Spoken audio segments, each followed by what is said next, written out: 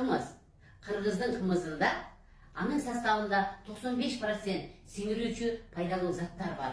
Витаминдер А, Е, С, В тобу. Минералдар, темир, йод, жез, майлар жана тирүү сүт кислотасы бактериялар бар. 1858 жылы профессор Постников ушул кымызды изилдеп чыгып илимий эмгектерди жазган. Мына ошол илимий эмгектердин негизинде атайын курорттор ачылган. Кымыздын кандай пайдасы бар? Кымыз тамактандырат. Жогоруда айтып кеткен витаминдер, минералдар бул баары бизге тамак болуп саналат. Кымыз денени чыңдайт жана органдарды жаңылайт. Кымыз менен дарыланып жатканда сөзсүз түрдө албетте диета режимин кармоо керек. Кыргызда кымыздын көп түрлөрү бар.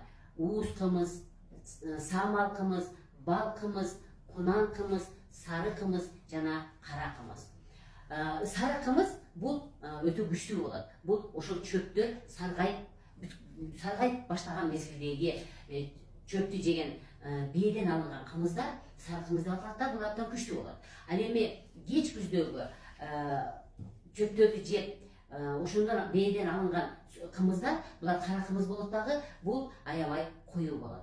Эми ушул жерден урматтуу мекендештер айтып кетейин, самал кымыз жөнүндө көбүрөөк сурашат. Албетте, самал кымыз, уус кымыз. Уус кымыз бул бээ жагы тууганда ошондон биринчи сүтүн уус кымыз болот.